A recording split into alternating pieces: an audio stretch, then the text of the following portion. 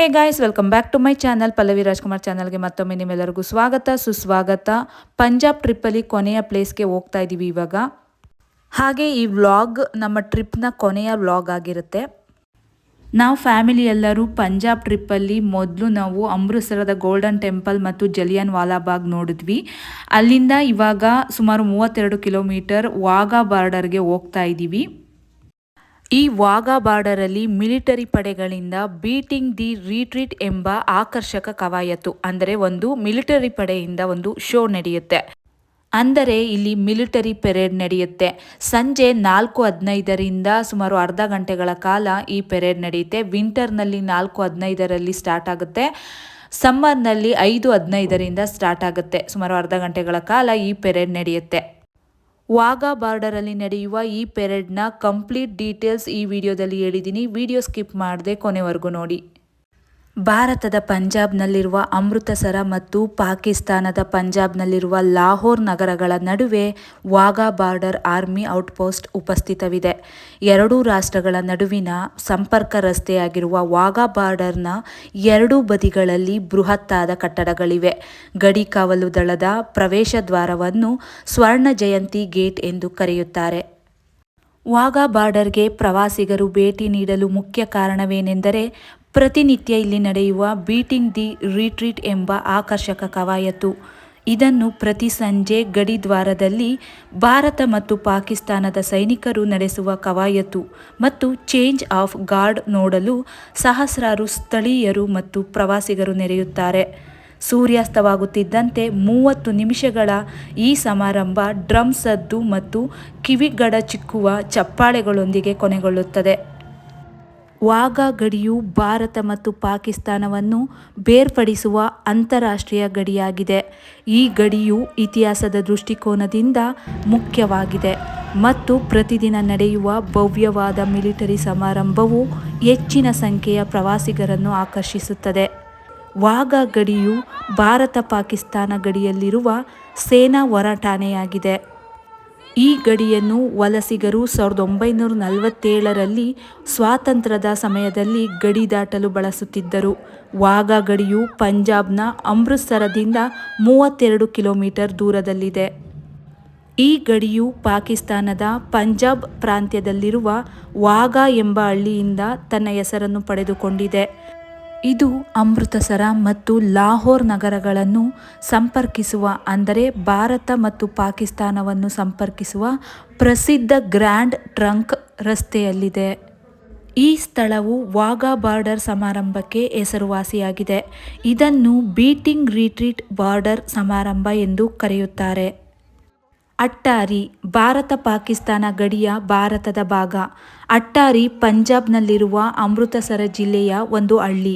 ಇದು ಸಿಖ್ಖರ ಪವಿತ್ರ ನಗರವಾದ ಅಮೃತಸರದಿಂದ 25 ಕಿಲೋಮೀಟರ್ ದೂರದಲ್ಲಿದೆ.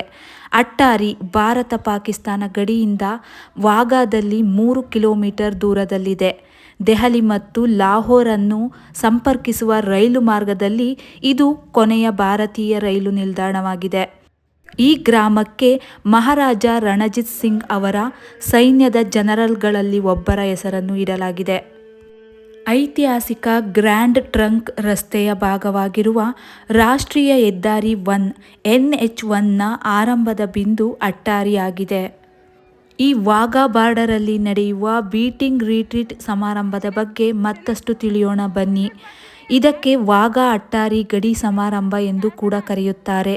ಈ ಸ್ಥಳವು ಭವ್ಯವಾದ ಬೀಟಿಂಗ್ ರಿಟ್ರೀಟ್ ಬಾರ್ಡರ್ ಸಮಾರಂಭಕ್ಕೆ ಹೆಸರುವಾಸಿಯಾಗಿದೆ. ಈ ಸಮಾರಂಭವು ಪ್ರತಿದಿನ ನಡೆಯುತ್ತದೆ ಮತ್ತು ಪಂಜಾಬ್ ರಾಜ್ಯದ ಪ್ರಮುಖ ಪ್ರವಾಸಿ ಆಕರ್ಷಣೆಯಾಗಿದೆ. ಈ ಸಮಾರಂಭವನ್ನು ಭಾರತದ ಗಡಿ ಭದ್ರತಾ ಪಡೆ BSF ಮತ್ತು ಪಾಕಿಸ್ತಾನಿ ರೇಂಜರ್ಗಳು ಜಂಟಿಯಾಗಿ ಅನುಸರಿಸಿದ್ದಾರೆ. ವಾಘಾ ಅಟ್ಟಾರಿ ಬಾರ್ಡರ್ ಸಮಾರಂಭವು ಬೀಟಿಂಗ್ ರಿಟ್ರೀಟಿಂಗ್ ಸಮಾರಂಭ ಎಂದು ಕರೆಯಲ್ಪಡುತ್ತದೆ. ಪ್ರತಿ ಸಂಜೆ ಸೂರ್ಯಾಸ್ತದ 2 ಗಂಟೆಗಳ ಮೊದಲು ವಾಘಾ ಅಟ್ಟಾರಿ ಬಾರ್ಡರ್ನಲ್ಲಿ ಇದು ನಡೆಯುತ್ತದೆ.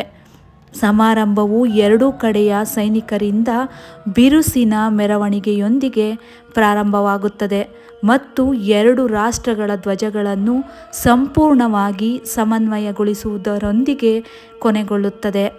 ಈ ಸಮಾರಂಭದ ಸೈನಿಕರನ್ನು ಈ ಶುಭ ಸಮಾರಂಭಕ್ಕೆ ವಿಶೇಷವಾಗಿ ನೇಮಿಸಿ ತರಬೇತಿ ನೀಡಲಾಗುತ್ತದೆ.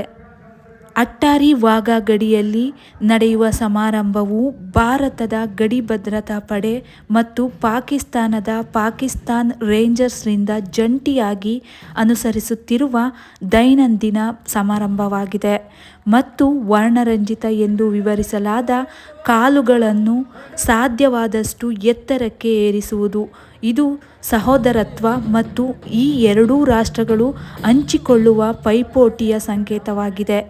ಈದ್ ಮತ್ತು ಹಿಂದೂ ಹಬ್ಬ, ದೀಪಾವಳಿಯ ಮುಸ್ಲಿಂ ರಜಾ ದಿನಗಳಲ್ಲಿ ಗಡಿ ಪಡೆಗಳು ಎದುರಾಳಿ ತಂಡದೊಂದಿಗೆ ಸಿಹಿ ವಿನಿಮಯ ಮಾಡಿಕೊಳ್ಳುತ್ತವೆ. ಈ ಜನಪ್ರಿಯ ಸಮಾರಂಭವು ಅಂತಾರಾಷ್ಟ್ರೀಯ ಪ್ರವಾಸಿಗರನ್ನು ಮತ್ತು ಸೆಲೆಬ್ರಿಟಿಗಳನ್ನು ಸಹ ಆಕರ್ಷಿಸುತ್ತದೆ. ಇಷ್ಟೇ ಅಲ್ಲದೆ ಇಲ್ಲಿ 2014ರಲ್ಲಿ ನಡೆದ ಆತ್ಮಾಹುತಿ ದಾಳಿಯ ಬಗ್ಗೆ ನೀವು ತಿಳಿದುಕೊಳ್ಳಲೇಬೇಕು. 2 ನವೆಂಬರ್ 2014ರಂದು ಅಟ್ಟಾರಿ ವಾಘಾ ಗಡಿಯ ಪಾಕಿಸ್ತಾನದ ಭಾಗದಲ್ಲಿ ಆತ್ಮಾಹುತಿ ದಾಳಿಯೊಂದು ನಡೆಯುತ್ತೆ. ಸುಮಾರು 60 ಜನರು ಸಾವನ್ನಪ್ಪಿದರು ಮತ್ತು ಕನಿಷ್ಠ 110 ಜನರು ಗಾಯಗೊಂಡರು. 18ರಿಂದ 20 ವರ್ಷ ವಯಸ್ಸಿನ ಆಕ್ರಮಣಕಾರನು ಅಟ್ಟಾರಿ ವಾಘಾ ಗಡಿ ಸಮಾರಂಭವು ಮುಗಿದ ನಂತರ ಸಂಜೆಯ ಸಮಯದಲ್ಲಿ ಕ್ರಾಸಿಂಗ್ ಪಾಯಿಂಟ್ನಿಂದ 600 ಮೀಟರ್ ಅಂದರೆ 2000 ಅಡಿ ತನ್ನ ಉಡುಪಿನಲ್ಲಿ 25 kg 55 IB ಸ್ಫೋಟಕವನ್ನು ಸ್ಫೋಟಿಸಿದನು. ಈ ದಾಳಿಯನ್ನು 3 ಪ್ರತಿಸ್ಪರ್ಧಿ ಇಸ್ಲಾಮಿ ಉಗ್ರಗಾಮಿ ಗುಂಪುಗಳು ಹೇಳಿಕೊಂಡಿವೆ. ಇಂತಹ ಗಡಿ ಸಮಾರಂಭಗಳನ್ನು ನೋಡಲು ಎಷ್ಟು ಹೆಮ್ಮೆ ಅನಿಸುತ್ತದೆಯೋ ಅಷ್ಟೇ ಈ ಆತ್ಮಾಹುತಿ ಸುದ್ದಿ ಕೇಳಿದಾಗ ಅಷ್ಟೇ ಭಯವಾಗುತ್ತದೆ ಅಲ್ಲವೇ? ಇಂತಹ ಅದೆಷ್ಟೋ ಸ್ಫೋಟಕಗಳನ್ನು ಎದುರಿಸುತ್ತಾ ಗಡಿಯಲ್ಲಿ ತಮ್ಮ ಪ್ರಾಣವನ್ನು ಲೆಕ್ಕಿಸದೆ ನಮ್ಮೆಲ್ಲರನ್ನು ಕಾಯುತ್ತಿರುವ ನಮ್ಮ ಹೆಮ್ಮೆಯ ಸೈನಿಕರಿಗೆ ಒಂದು ಹೆಮ್ಮೆಯ ಸೆಲ್ಯೂಟ್ ಹೇಳ್ತಾ ಈ ವಿಡಿಯೋನ ನಾನು ಇಲ್ಲಿಗೆ ಎಂಡ್ ಮಾಡ್ತಾ ಇದ್ದೀನಿ. ಹಾಗಾದರೆ ಈ ವಿಡಿಯೋ ಮೂಲಕ ನೀವು ಪಂಜಾಬಿನ ವಾಘಾ ಬಾರ್ಡರ್ ಹೇಗಿದೆ, ಇಲ್ಲಿ ಹೇಗೆ ಸಮಾರಂಭ ನಡೆಯುತ್ತೆ ಅನ್ನೋದ್ರ ಬಗ್ಗೆ ತಿಳ್ಕೊಂಡಿದ್ದೀರಾ ಅನ್ಕೋತೀನಿ. ಈ ವಿಡಿಯೋನ ಸದ್ಯಕ್ಕೆ ನಾನು ಇಲ್ಲಿಗೆ ಎಂಡ್ ಮಾಡ್ತಾ ಇದ್ದೀನಿ. ಈ ವಿಡಿಯೋ ಇಷ್ಟ ಆಗಿದ್ರೆ ಲೈಕ್ ಮಾಡಿ, ಶೇರ್ ಮಾಡಿ, ಕಮೆಂಟ್ ಮಾಡಿ, ಸಬ್ಸ್ಕ್ರೈಬ್ ಆಗಿ.